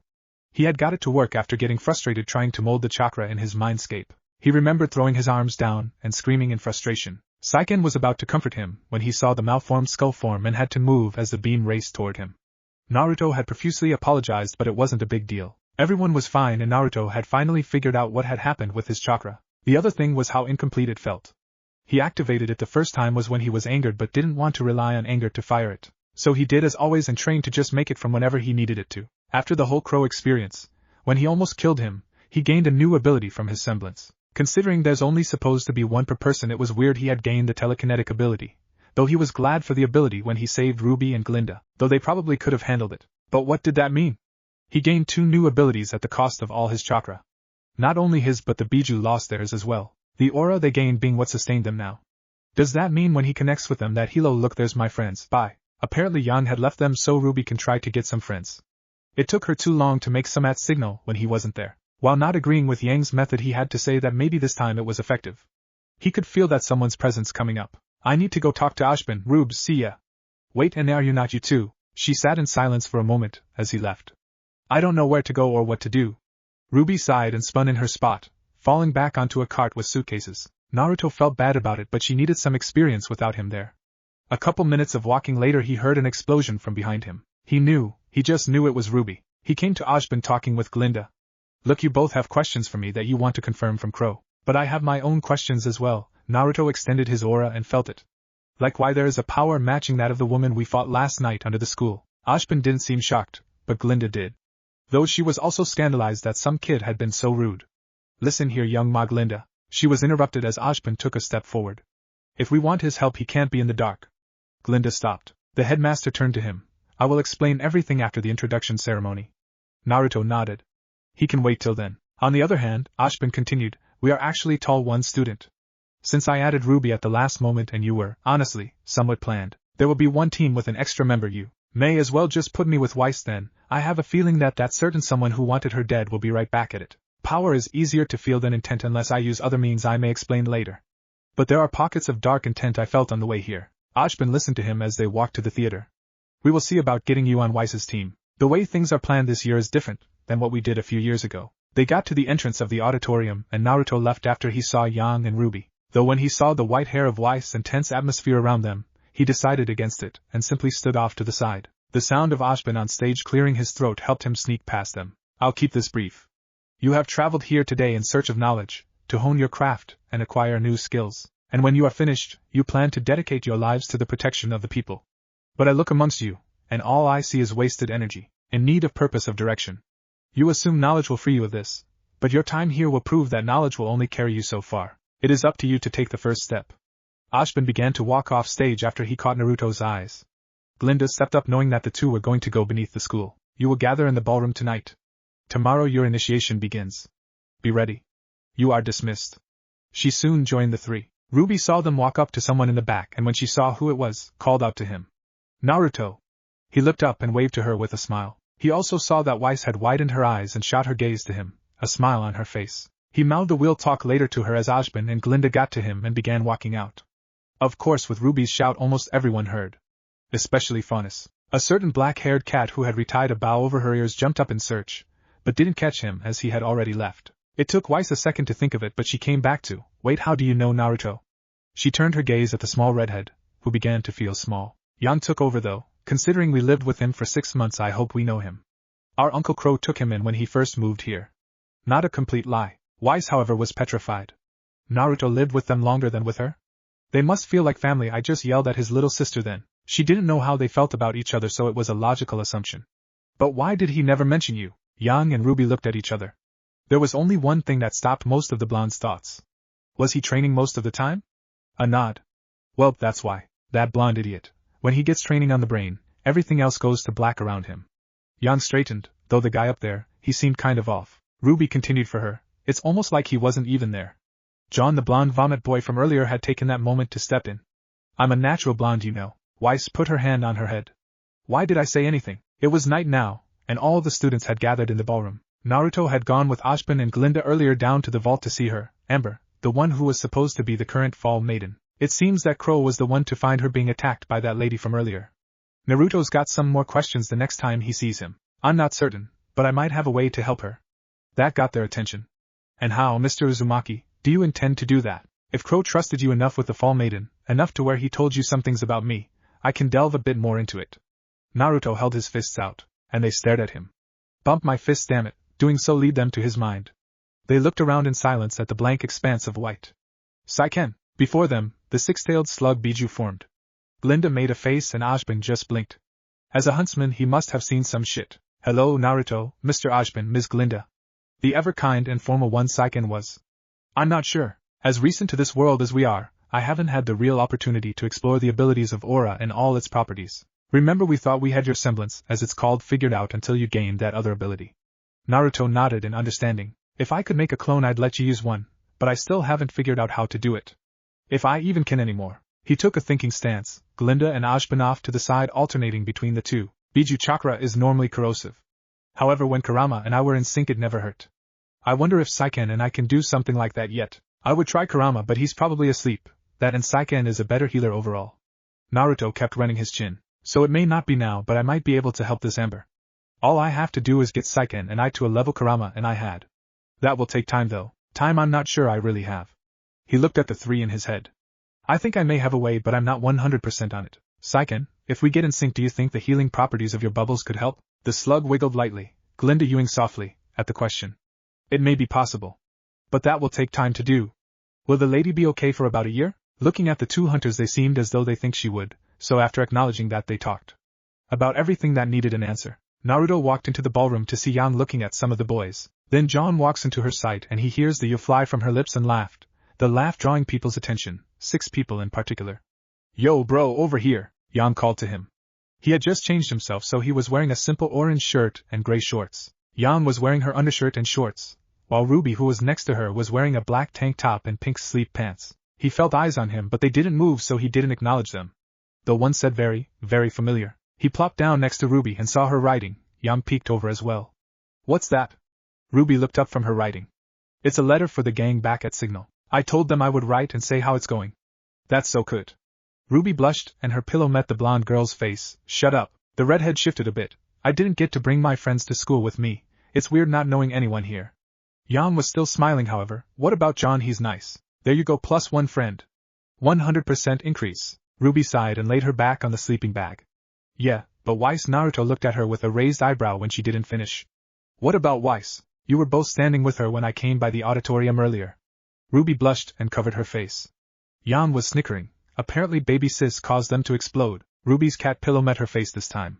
Naruto was shaking his head, mumbling out, knew it. I knew it. The redhead sighed. Weiss is considered a negative friend now, back to zero. Naruto smiled a little. Ah, don't worry, Rubes, you'll be her friend eventually. Yan wasn't as optimistic. There's no such thing as negative friends. Oh, maybe he was you just made an enemy. No, he was right. He turned to Ruby. Hey, look, it has only been one day. Give it some time, alright? Friends are here, you just haven't met them yet. Ruby sat up suddenly and stared at someone. Yang and Naruto turned their gaze to the person, and Naruto's heart leapt. She left them. She got out. He didn't hear Yang and Ruby talking anymore. He got up and began to walk over to her. Yang saw this and grabbed Ruby. See? Naruto is up for it, come on. Light steps ended in front of her, and she glanced up from her book only to catch his scent, see his face, and hear his voice. Blake, you covered them up. She couldn't breathe. She knew he was here, but what? What was she expecting? For him to completely ignore her? No, that wasn't him. Even if the story he used to get in was a lie, his personality wasn't. All she could do was nod. She was about to ask how he was here when Yang's voice called out to them. Hilu. She was still pulling on Ruby, who wanted to be quite away from here. She got in front of the two and pushed Ruby ahead of her. I believe you two may know each other. Blake took her eyes off Naruto. Aren't you the girl that exploded? Ruby sighed. That was gonna stick forever. Haha, yeah? She stuck her hand out and introduced herself, but Blake just looked back to her book. Ruby pulled her hand away. Naruto sighed. This was not going in Rube's favor. When the sisters looked at each other, he stealthily and lightly elbowed her. She raised her brow and he gave the at least try look. The cat sighed and looked back at the two. My name is Blake. The red and blonde girls turned their gaze back to Blake and smiled widely. So, what you doing? Okay, Ruby and Yang were grasping at straws now. Blake stared at them for a moment, like she couldn't believe the blonde had asked. Reading? Yang looked away. Yeah, lost call, what's it about? Ruby had interrupted her. Blake looked at her. Huh? Ruby smiled at her. Your book, does it have a name? The reading girl lowered the book a little. Well, it's about a man with two souls. She looked over at the blonde boy next to her, seeing his softly smiling face, both fighting for control over his body. Yang looked a little weirded out. Oh, that's real lovely. Ruby didn't seem to mind though as she stepped forward. I love books. Yang used to read stories to me before bed. Stories of heroes, monsters. She looked up, nostalgic. They're one of the reasons I want to become a huntress. Blake smiled though it didn't seem genuine. Why is that? Hoping you'll live happily ever after? Naruto whispered low enough so only she would hear. Blake, come on, please try. Ruby didn't look miffed though. Well, I'm hoping we all will. She had Blake's attention. As a girl, I wanted to be just like the heroes in those books. To be someone who fought for what was right, and protected those who couldn't protect themselves. That hit a chord in the sage. Everything he had done in life, while for recognition, was also to protect those at home, all of his homes. The one he made with the people of Wave, with the Sand Kids after he helped Gaara, then after defending it from Akatsuki, Konoha. Blake put her book in her lap. That's very ambitious for a child. She looked to the side, catching a glimpse of Naruto's slightly frowned face. Unfortunately, the real world isn't the same a fairy tale. Ruby still didn't look upset, in fact, she was smiling. Well, that's why we're here to make it better. Naruto smiled. Ruby, you don't even know how strong you are. Yan was more vocal about how she felt. Oh, I'm so proud of my baby sister. The blonde girl scooped Ruby up in a back-breaking hug. The redhead didn't want that, and with a let go, she threw a punch that delved them both into a brawl. Naruto shook his head. They might as well have been full-blooded siblings with how they acted. Blake tried speaking out but got cut off as someone else called out. What is going on over here? Weiss walked over in an off-blue sleep dress. Naruto smiled up at her. Hello again, Weiss. She stopped her would-be tell-off when she saw him again. Her face couldn't hold the mean look anymore, and she smiled. Hey, you blonde dolt. Ruby held her sister's foot but let go when the heiress spoke to him. Oh wait, that's right, you know each other. Weiss looked at the sisters. Yeah. Her gaze immediately turned sour as she stared back at him with anger. He had to hold back the gulp, although he left, and I didn't find anything out until about a week ago. I knew I'd meet you again though. It's why I left Rider Palace with you. Speaking of, you were using it, weren't you? He only left to help her anyway. Some teasing was due. The heiress's face lit up. How did you know? Naruto cupped his chin. Someone always knows when their weapons are used. Ruby cupped her own chin, nodding sagely. Weiss shook her head. That's not why I came over here. She threw her gaze back at the sisters. Don't you realize people are trying to sleep? Naruto shook his head. They were just arguing now, getting louder. He looked over at Blake about to blow the candle out and smirked. This may be funny. She blew the light out and thunks and curses flew from the trio of girls' lips as they stumbled over themselves. He waited until Yang, Ruby, and Weiss had fallen asleep and looked over at Blake still reading in the dark. He nudged her a little and motioned her to follow him outside. The door lightly creaked but didn't wake anyone. The cold out didn't bother the two. Blake looked at her old partner. What did you need? She kind of had a feeling what he wanted though. Naruto looked at her with a smile. You left. He slipped a pout on his face, though you put another ribbon on them. She blushed lightly and looked down. What happened that made you leave? The cat sighed. Adam actually.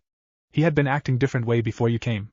When the Fang fell under new management he changed way too fast, like he wanted it this way. He grew violent, and when we began attacking, he killed people instead of knocking them out. She sighed and leaned up against the wall. Before you came I had thoughts about leaving. When you arrived and he accepted you, even if it was because of those other people, I thought he was changing back. That was proven wrong though. So when you came to me that day and asked if what we were doing was right, I knew I had my answer. I left the next day when he wanted to blow up the train we were meant to hijack even though everyone was in the last few carts. Naruto growled, that bastard. He was as bad as Madara. If they're not useful, kill them. So how'd you get into Beacon? Did you apply like normal? Blake smiled. Actually I ran into Ozpin. We were briefed on hunters we might encounter after we started to become more aggressive, so I recognized him right away. He made the offer for me to come if I gave him information about the Fang. The ninja nodded his head. He walked in front of Blake and hugged her. She froze for a moment before returning it with some force. I'm glad you're out of there, Blake. It didn't seem like that place suited you. They let go. Now come on, it's gonna be a big day tomorrow. They walked back inside and said goodnight.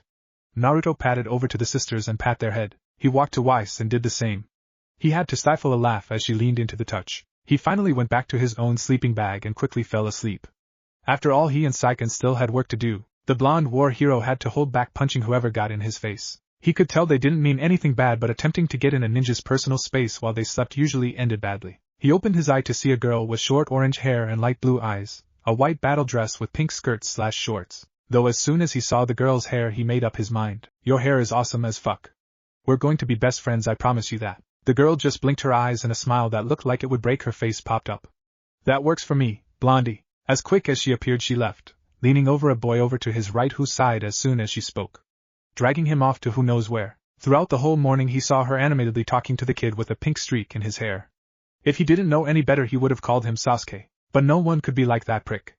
That, and while it seemed like this Rin didn't answer all of the girl's questions, he did at least talk to her, even had a smile on his face every once in a while. In the locker rooms they had stored their weapons. Naruto was thinking back on the conversation he had with Glinda and Ozpin. While Glinda was more hesitant to answer questions, the gray-haired headmaster had been more than happy, especially after he answered some questions of his own, especially like how he ended up here. He opened the locker and looked to his right to see Weiss talking with a rather tall, almost as tall as him, girl with hair like his mother.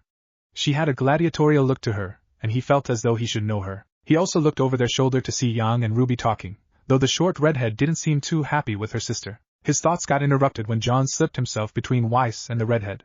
You know what else is great? Me. John Ark, nice to meet you. Admittedly, Naruto snorted lightly at the suave attempt. While she might have opened up to him fast, Weiss was still very adamant against people like John. The heiress shook her head. Not you again. The ninja slid up next to her. Come on, Weiss. At least say hello back.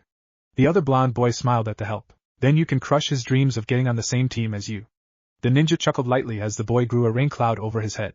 Naruto slapped his shoulder lightly. I'm just messing with ya. Besides, I think someone else here might want to be on the same team as you. He turned the arc boy to the redhead who smiled prettily. Hello? She stuck her hand out to him. I'm Pira Nikos. Naruto finally got it. You're invincible girl. Hey, after this can we spar? Naruto pushed the other blonde away from her, ironic considering he put him there in the first place. Pira nodded with her smile, and then looked back to the other blonde boy who was in a heap with swirls in his eyes. Naruto glanced down. Whoops. Weiss poked on his arm to get his attention. Do you want Rider Palace back now? If not, then can I keep using it? Naruto smirked lightly. Seems she grew attached to his weapon. Okay, that thought came out wrong. Sure, you can hang on to it. Besides, he leaned to whisper in her ear, drawing a blush from the heiress. Don't let the others know, but we're gonna be on the same team. A deal I made with Ozpin. He pulled back to see her smiling.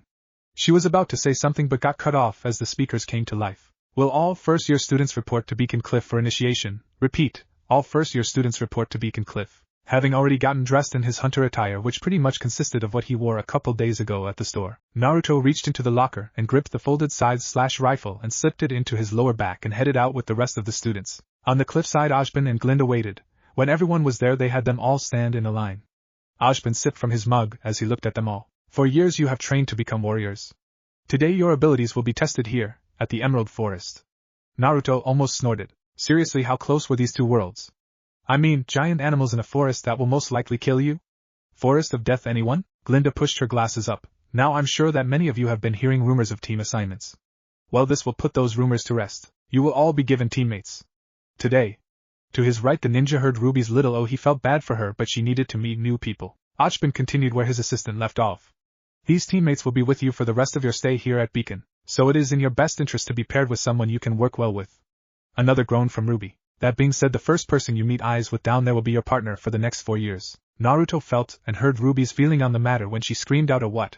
Along with that orange-haired girl, I told you so. However, there is an exception. Many raised an eyebrow hoping for a loophole, due to the uneven numbers that this year has. Naruto Uzumaki will be put on an already predetermined team regardless of who has met his eyes. That being said, when you get your partner, make your way to the northern end of the forest. You will meet opposition along the way. Do not hesitate to destroy everything in your path, or you will die. John let out a small nervous chuckle, and if one were to look at the orange-haired Nora, they would see a giant open-mouthed smile. Naruto shivered for an odd reason, as though someone could claim his destructive title from him. You will be monitored and graded for the duration of your initiation, but our instructors will not intervene. The sage nodded. If they didn't learn to fight for themselves, then they may end up in some really bad situations. You will find an abandoned temple at the end of the path that contains several relics.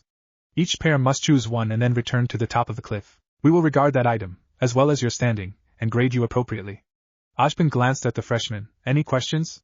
Naruto did chuckle here. If Ozpin was anything like Kakashi, he wouldn't even regard the fact anyone had won. This was proven when John tried speaking up only to get cut off with the headmaster's good. Now get ready. The students began to get set, most set for a leaping position. John took the silence as his opportunity. Sir, I got a question. Next to Naruto, Weiss was launched into the air. So this landing strategy thing? He didn't hear any more as the ninja was thrown into the air. Just as his feet were about to leave the springboard, he jumped and shot out in a wider arc. He heard John scream and looked back to see his fellow blonde screaming his head off. He would have helped him, but when he tried to grab him, he couldn't feel the arc using his aura. Naruto could use his telekinesis on anyone with aura, but it has to have been activated. That's why he's so skittish to fight. He didn't worry though, as a quick glance at Pyrrha and he figured she would get him. Naruto laughed pretty hard when he caught sight of Ruby slamming into a Nevermore, killing it. Her cry of "Birdie no" didn't help. The blonde was finally coming down from the sky and used his aura to enhance his muscles so when he grabbed the top of the tree it wouldn't rip his arm out. Swinging around once, he backflipped in the air, grabbed Shingetsu, and slammed the extended scythe into a tree so he could spin down it. Landing on the ground, he looked back at the tree and sweat dropped as it looked like it had been peeled orange. He could hear the explosions of Yang's Ember Cecilia blasting nearby. Another explosion, though this sounded more like a rocket, rang out and he heard John.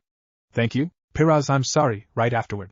Naruto chuckled at them. The growls he heard behind him along with the negative energy made him realize that Beowulfs began to surround him.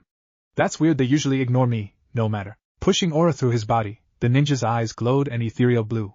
He held the scythe horizontal to his body, pulling his right arm back and crouched. He twisted his back foot and was gone, the Grimm stopping their approach as Naruto was now behind them walking while whistling. Slowly the Grimm began to drop and dissipate, their masks slashed in half. Ruby had been running through the forest, hoping to either run into Yang, John, or Naruto. She wouldn't have minded Blake, but she had a feeling that she wouldn't be able to hold the conversation long. She came skidding to a halt when White entered her vision and then looked up, catching Weiss's eyes. Normally Weiss would have simply turned and left, but considering what she knew now, she sighed and looked at the red girl. Look, your sister was right. We got off on the wrong foot. She held her hand up to stop the girl from speaking. I'm not saying this makes us friends, but I will try to get along with you. Ruby vigorously nodded with a smile on her face. Good, now let's go. I don't want to be wasting any time and being slow about it. Well, you don't have to worry about me being slow. Weiss jumped back a bit as Ruby was in front of her. What? Wait, when did you Weiss? I can't really deal with people that well, but monsters are a complete different story. The redhead slinked next to Weiss. You're about to see a whole nother side of me today. After everything you're gonna be like, wow, that Ruby girl is really, really cool and I want to be her friend. With that said, Ruby dashed off with her semblance, and left Weiss in the clearing. She shook her head as she heard rustling next to her. Yet you're still wasting time, Ruby? The growls and red eyes that lit up around her gave her more than enough information to tell it wasn't the small redhead. Ruby, hello. Anyone here? Yan had been walking for about 5 minutes after her excellent landing. I'm getting bored here. The sound of some bush moving drew her attention, and she walked over to them, a small smile on her face. Ruby, is that you? They pulled the bushes apart and looked up slowly, losing her smile. Nope. Yan tucked and rolled over to the side as the Ursa Grimm plowed straight at her. She stood into a slight kneeing position and activated Ember Celica. She looked over at the Ursa to see it had another jump next to it. The one she had originally dodged jumped at her, arm back ready to claw her face off. Yan simply pulled her right arm back, loaded a round into the chamber, and punched the Grimm in the stomach, firing the round at the same time causing a small explosion that sent the bear-like beast backward. The other Ursa came running toward her, mirroring the other's move. Yan stepped back and jumped, uppercutting the bear beast and using the exhaust on her gauntlets, threw her elbow out to give the kick to the Ursa more power. It flipped end over end and plopped on its stomach. Yan smirked cheekily. You two wouldn't have happened to have seen a small girl in a red hood, have ya? The Ursa nearest her roared. Well, you could just say no. She stepped back as it swiped down at her and backflipped when it swung horizontally. She laughed as she landed on her feet. Geez, you two couldn't hit the broadside of a. Yang's taunt was left unfinished as she saw a small yellow hair, her hair, fall gently in front of her. Yan closed her eyes and clenched her fists, popping the knuckles. She opened her eyes again, and they shone red. The two Ursa glossed at each other, suddenly feeling very confused. You monster! Ember Celica reacted to her rage and fire exploded around her. She dashed at the two bear beasts.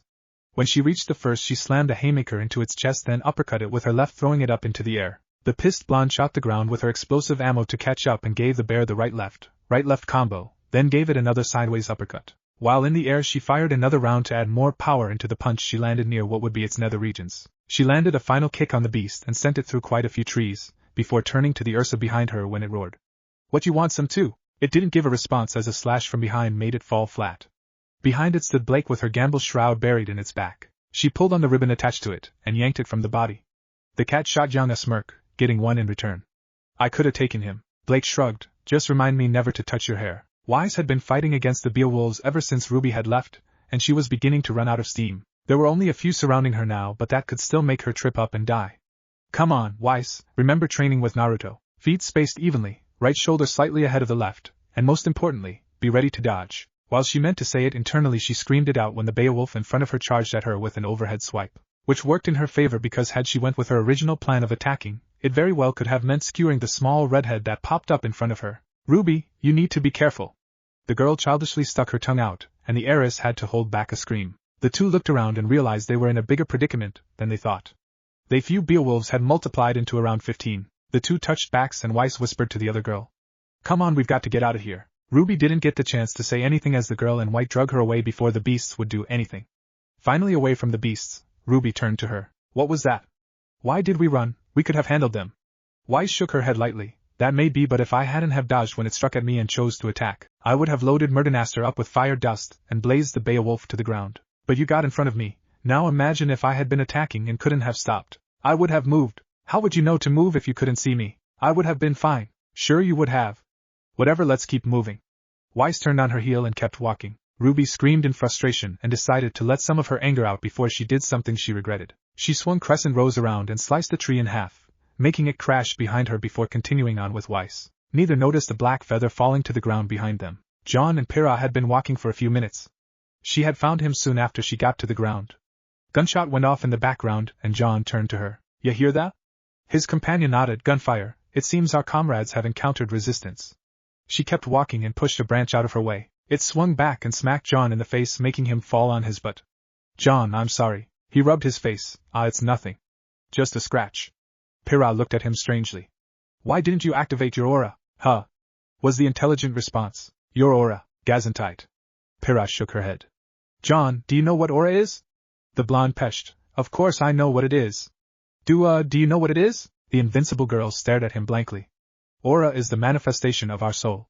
It bears our burdens and shields our hearts. Have you ever felt like you were being watched without knowing that someone was there? At the same time she was talking with John, across the forest, Ren had come to a stop in a clearing.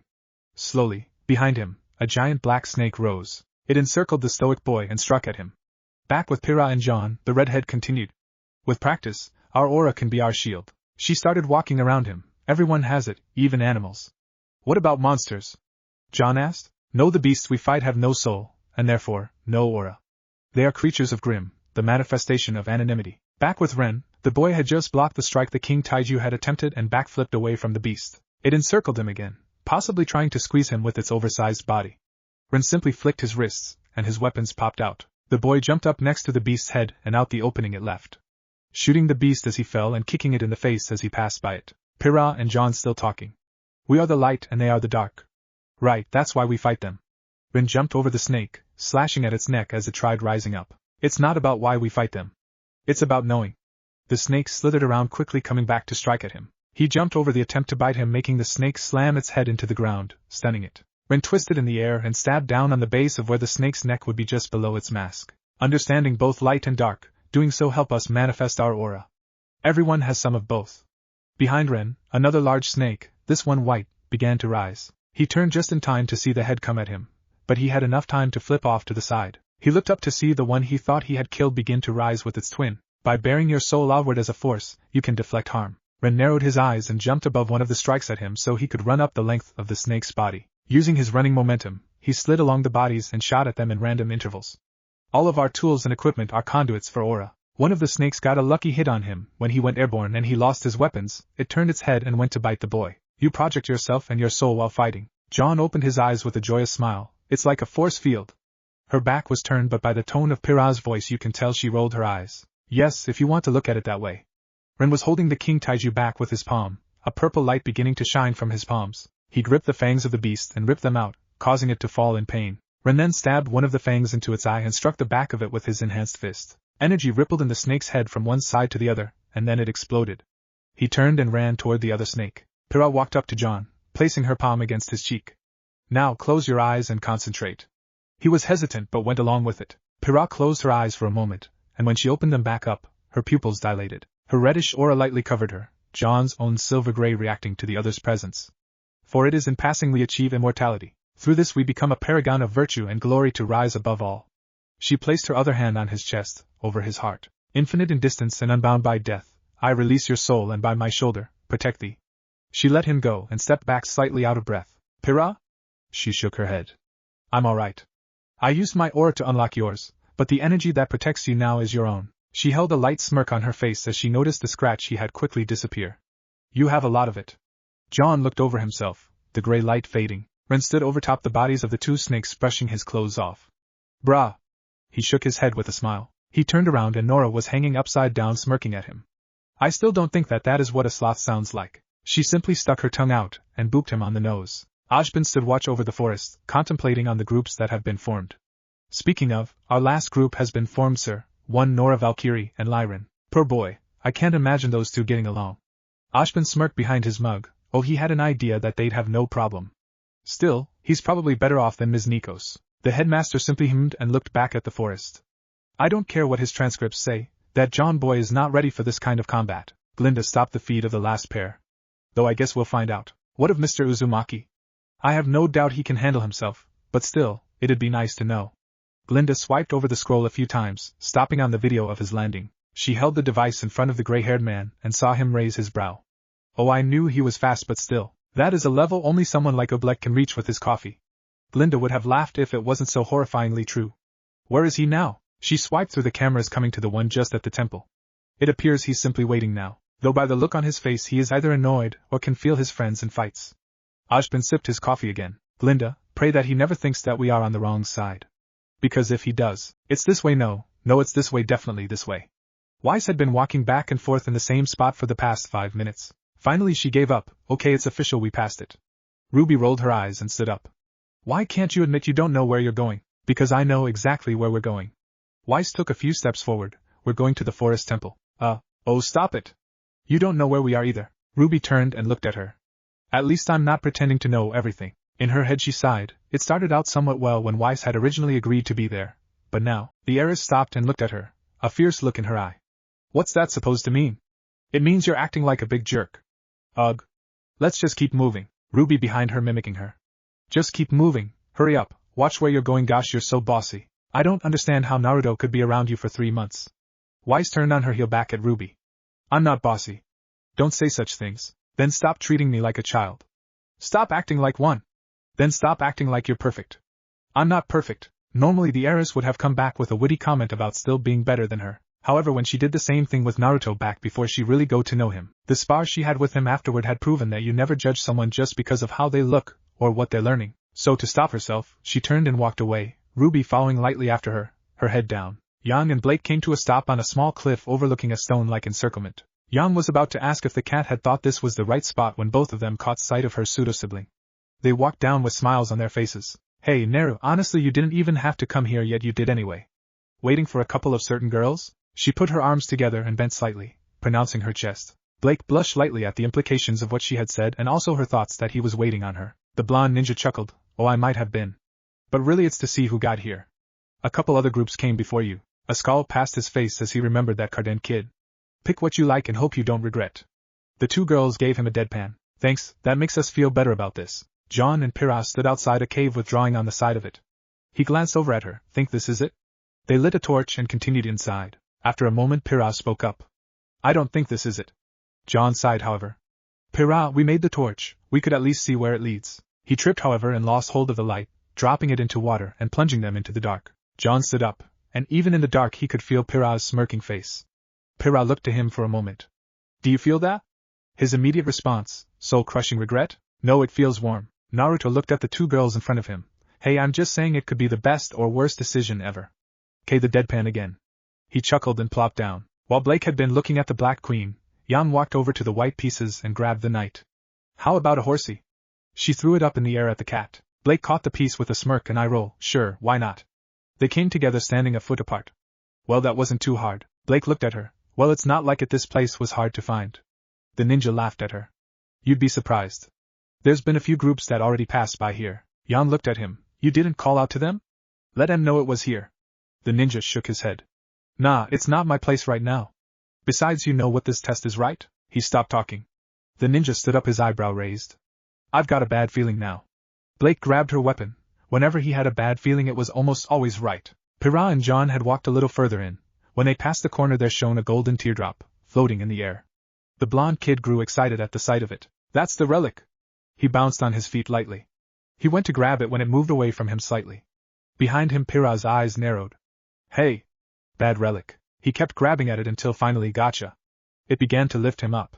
Pyrrha took a step back, her eyes starting to widen. John said boy looked down as red eyes lit up in front of him. Back at the relic altar the small group heard the sound of a high-pitched girlish scream.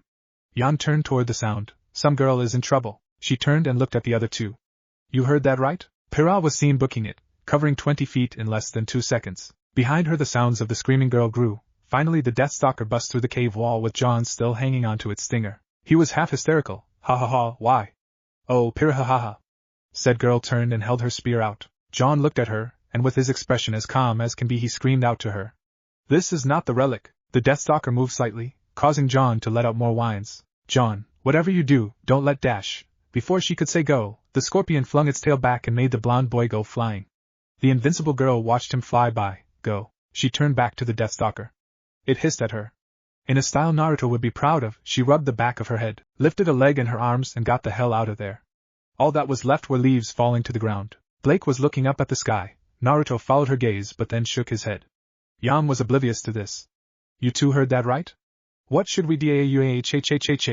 The sight that met Yang's eyes was her little sister falling from the sky. Naruto would have done something again, but in an event only thought of in stories, John came flying out of the sky from another direction and collided with Ruby, sending them both into a tree. Blake looked at the blondes on the ground. Did your sister just fall from the sky? Yang was speechless. Www. An Ursa Major came crashing through the woods in front of them. It fell to the earth and showed Nora along with Ren riding on its back. The orange jet looked down on its body. Ah, it's broken. Ren got off the creature's back shakily. Nora? She looked at him. Never do that again, please. His request fell on deaf ears as she was already next to the relics. She stared at a white rook piece before snatching it and singing, I'm queen of the castle, I'm queen of the castle, Nora. Ren called out to her at the end. She simply turned and smiled. Coming, run! Naruto blinked at her and Blake as well as Yang just stared. The cat spoke in disbelief. Did that girl just ride in on an Ursa? The ninja just shook his head, while Yang tried speaking again. I was all she could get out before a deep hiss came out from the forest. The sight of Pyrrha running from a Deathstalker grabbed everyone's attention. It took a swipe at her from behind, but she jumped through the claw and rolled to keep her momentum from running. John saw her from his position in the tree. Pira! Ruby stood up next to him. Ruby? She ignored him and jumped down, landing next to her sister. Ruby? The little redhead looked at her sister and grew a smile. Yang? She went in for a hug, but Nora came in between them and shouted her own name. Naruto calmly coughed and spoke. Don't tell me that you all forgot that Pira most likely ran all the way here with a Death Stalker on her ass. Nora was just doing this weird little dance that looked like she had to pee. Blake was stoic, and Ruby was pretty calm, her older sister however. Could everyone just chill out for two seconds before something else crazy happens? Slowly a shadow overtook the group and Naruto sighed with his palm in his hand. Yang, I'm usually the one that causes crazy shit to happen. Yet look, you've taken my title. Rin joined them and sighed. Ruby rubbed the back of her head. Yang? How could you leave me? Everyone looked up and saw that Weiss was hanging on to the Nevermore by one of its talons. The ninja looked at the small redhead next to him. Really? You really jumped and left her? She rubbed her head. I told her to jump too. Naruto yelled to the heiress. Weiss, if you jump I'll catch you. Ren mumbled, and she's falling. John saw this as a chance to look cool and jumped to catch her, but ended up not falling when he jumped off the branch. Weiss had stopped falling as fast as well. One look at Naruto showed him with his arm outstretched, his blue aura around him, a small blue hue around the Arc Boy and Weiss. They touched the ground and the girl in white shot him a thanks. Don't thank me yet.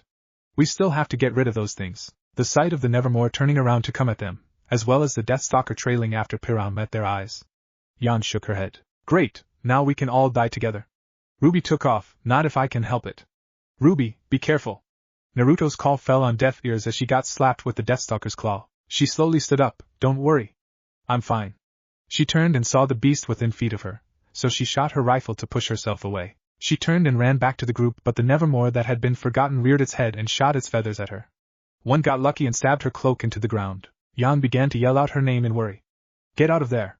She turned and looked at the small group. Do something. Naruto took a step forward, but Weiss put her hand on his shoulder. She zoomed past them all, and right as the Death Stalker was about to strike Ruby, a wall of thick ice formed around her.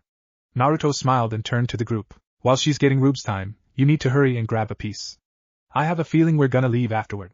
They nodded, and those who hadn't grabbed one now had a relic. He heard the small speech the heiress gave to the redhead and smiled. Yang held her sister in a bear hug. The ninja looked to the group. All right, everyone got a piece? Nods. Good, now go, I'll give you some cover on the way out. The sisters along with Weiss and Blake nodded and started the trek back, but the rest grew worried. John spoke for them. Wait, you're gonna fight that thing alone? Look, dude, I don't really know what you can do, but I wouldn't feel right with myself if we just left you here. Everyone was in agreement with his statement. Weiss turned around and answered for him as Naruto had already begun walking toward the Death Stalker. Trust me when I say don't worry. I spent almost 3 months training with him in a weapon he barely knew how to work. In less than a week he not only learned my style but created his own. His semblance is nothing to laugh at either. She shivered lightly at the memory. Said ninja called back to them, just go. I'll be right behind you, I promise. He turned his head halfway and smirked. And Naruto Uzumaki never goes back on a promise. He turned back to face the scorpion after the group left. Well now, it seems it's just you and me, big guy. The Death Stalker hissed at him, trying to pry its claw from the ice Weiss had left. Is it girl then? Well, it won't matter in a second. He held his hand up for his semblance. Normally I'd do a whole little flashy moveset, but I realize you beasts don't care too much for them. So sorry I suppose. Behind him 3 skulls, 3 to 4 times larger than normal, appeared gathering energy.